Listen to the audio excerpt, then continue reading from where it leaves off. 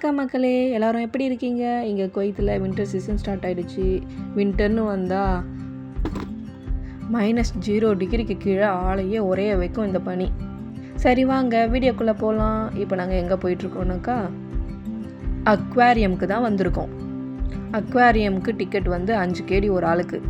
சரி ஓகேன்னு நானும் ஹஸ்பண்டும் டிக்கெட் எடுத்துக்கிட்டு ஃபஸ்ட்டு போனது சயின்டிஃபிக் சென்டருக்கு தான். அங்கே சயின்ஸ் ரிலேட்டடான எல்லா எக்ஸ்பிரிமெண்ட்ஸு அது இதுன்னு இருந்ததா, ஸ்ட்ரென்த்தனிங், பேலன்ஸிங், அப்புறம் நம்ம உடம்புல எவ்வளோ வாட்டர் லெவல் இருக்குது அந்த மாதிரி பார்க்குற மிஷின்ஸ் எல்லாமே இருந்தது. அதெல்லாம் என்ஜாய் பண்ணிக்கிட்டு அப்படியே உள்ளே போனோம். அங்கே நிறைய நாட்டோட மிருகங்கள் எல்லாம் பார்க்க முடிஞ்சுது. அந்த மிருகங்களோட இருப்பிடம் எப்படி இருக்குமோ அது மாதிரியே ரெடி பண்ணி வச்சுருந்தாங்க.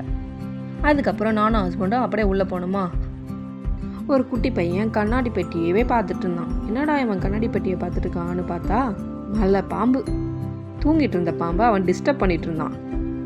சரி ஓகே அடுத்து போவோமேன்னு சொல்லிட்டு அப்படியே நடந்து போக ஆரம்பித்தோம்.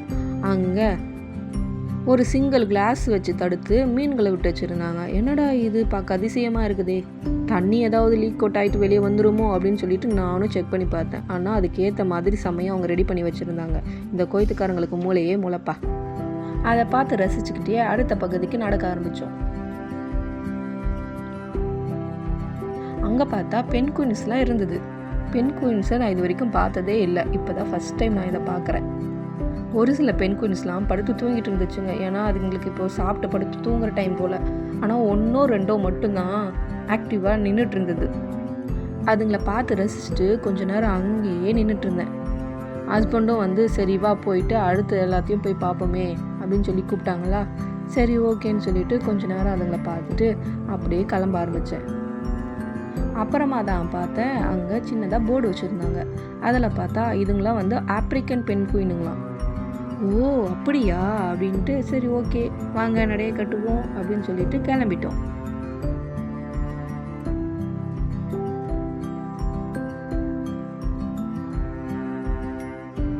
அப்போது ஒரு பெண் குயின் மட்டும் என்னையே குறுன்னு பார்த்துச்சா. சரி ஓகேடா மாப்பிள்ள வரண்டா அப்படின்னு சொல்லி டாட்டா பை பை சொல்லிட்டு கிளம்பிட்டோம்.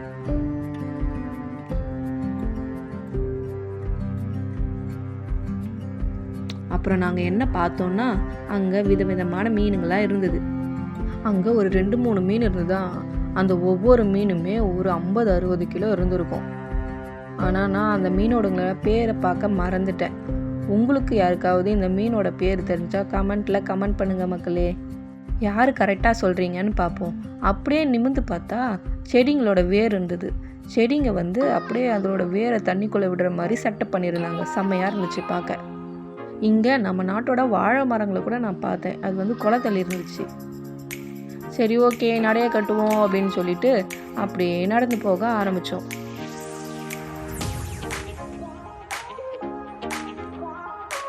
நெக்ஸ்ட்டு அப்படியே உள்ளே போனாக்கா, நான் சின்ன வயசில் நீமோன் அப்படின்னு சொல்லிட்டு ஒரு ஹாலிவுட் படம் பார்த்துருக்கேன். அந்த வகையான மீன்கள் தான் பார்த்தேன். பார்க்க சூப்பராக இருந்தது. அப்படியே அதே நின்று பார்த்துட்டே இருந்தேன். நீமோன் படம் வந்து நான் சின்ன வயசில் பார்த்த ஒரு சூப்பரான அனிமேஷன் படம்.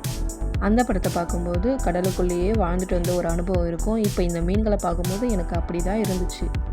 இந்த வீடியோ பார்க்குறவங்க யாராவது குவைத்தில் இருந்தீங்கன்னா கண்டிப்பாக இந்த அக்வாரியம் போய் ஒரு முறை விசிட் பண்ணி பாருங்கள். நிஜமாகவே ஒரு அமேசிங்காக தான் இருந்தது.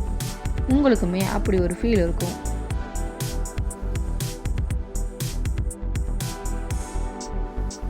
சரி ஓகேன்னு சொல்லிவிட்டு அப்படியே அடுத்த இடத்துக்கு சுற்றி பார்க்கலான்ட்டு நாங்கள் நடந்து போயிட்டே இருந்தோம். அப்படி நாங்கள் போகும்போது பார்த்த ஒரு இடம் தான் இந்த ஜெல்லி ஃபிஷ் இருக்கிறது. ஜெல்லி ஃபிஷ்னால் சூப்பராக மீன்கிட்டு இருந்ததுங்களா, அழகாக இருந்தது பார்க்கவே. கொஞ்ச நேரம் அப்படியே அதோட அழகை பார்த்துட்டு அங்கேயே டைம் ஸ்பெண்ட் பண்ணிவிட்டு நெக்ஸ்ட் இடத்துக்கு போனோம். அங்கே நாங்கள் என்ன பார்த்தோன்னா அரேபியா நாட்டு கல்ஃப் நாடுகளோட சுறா மீனோட வகைகளை தான் பார்த்தோம். நெக்ஸ்ட்டு அப்படியே போனாக்கா இந்த இடத்துக்கு தான் போனோம். இந்த இடம் பார்க்கவே ப்ளூ லைட் போட்டு இந்த மீன்களோட இது செம்மையாக இருந்தது வியூ.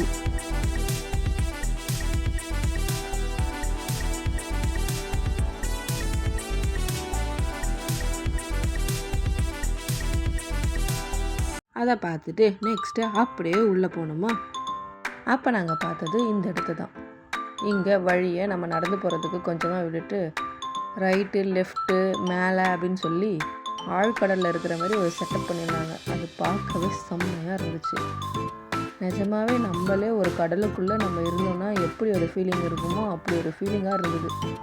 அதுலேயும் இந்த சன்லைட் படுற மாதிரி ஒரு லைட் செட் வச்சுருந்தாங்களா, அது பார்க்கவே அப்படியே ரியாலிட்டிக்காக இருந்தது. ஏன் நான் சொல்கிறேன்னா, நாங்கள் போனது நைட்டு ஒரு 7 மணி போல் தான். ஆனால் நானே கன்ஃபியூஸ் ஆகிட்டேன், அது நிஜமான சன்லைட் அப்படின்னு நினச்சிட்டு. லாஸ்ட்டாக இந்த அக்வாரியம்லேயே one of the best master பிளேஸ்னால் அது இதுதான். ஏன் நான் சொல்கிறேன்னா, நம்ம ஊரில் தேட்டரோட ஸ்க்ரீன் ப்ளே இருக்குங்கள, அந்த ஸ்க்ரீன் ப்ளேயோட செட்டப் தான் இங்கே கொடுத்துருந்தாங்க. அப்படியே டிட்டோ இருந்தது. பார்க்கவே ரொம்ப அமேசிங்காக இருந்தது. அது மட்டும் இல்லாமல் நம்ம உட்காந்து பார்க்கறதுக்காக சேர்ஸ்லாம் கூட போட்டிருந்தாங்க. அங்கே சின்ன வகையான மீன்லேருந்து பெரிய மீன் வரைக்கும் எல்லாமே இருந்தது. நான் அதை பார்த்துட்டு அங்கேயே எவ்வளோ நேரம் இருந்திருப்பேன்னு எனக்கே தெரியல. அவ்வளோ நேரம் அங்கேயே தான் இருந்தேன். ஏன்னா நம்ம சின்ன தொட்டியில் மீனை பார்த்தாலே நான் அவ்வளோ நேரம் அந்த மீனுங்களை பார்த்துட்டு இருப்பேன். இங்கே இவ்வளோ பெரிய தொட்டியில் மீனை வச்சுருந்தா எப்படி பார்க்காம இருக்கிறது? நீங்களும் அதை கொஞ்சம் பாருங்கள்.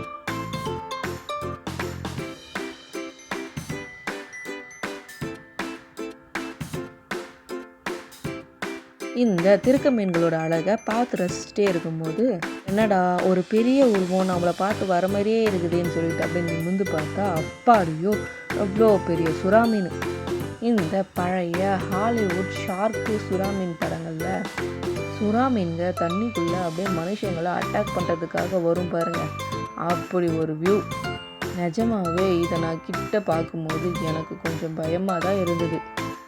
ஏன்னா ஒரு ஆளையே விழுங்குற அளவுக்கு அவ்வளோ பெருசாக இருந்தது இந்த சுறா மீனுங்க.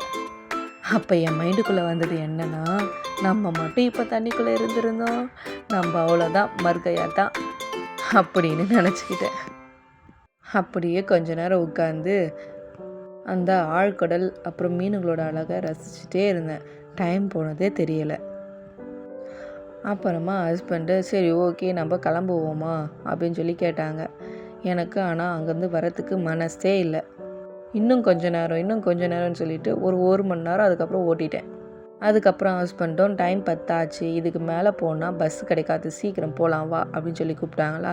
சரி ஓகேன்னு சொல்லிவிட்டு அங்கே நிறைய ஃபோட்டோஸ்லாம் எடுத்துக்கிட்டு அப்படியே வீட்டுக்கு கிளம்பிட்டோம். உங்களுக்கு இந்த வீடியோ பிடிச்சிருந்தா லைக் பண்ணுங்கள், ஷேர் பண்ணுங்கள், சப்ஸ்கிரைப் பண்ணுங்கள், மறக்காமல் பெல் பட்டனை கிளிக் பண்ணிக்கோங்க. Okay, tata, by.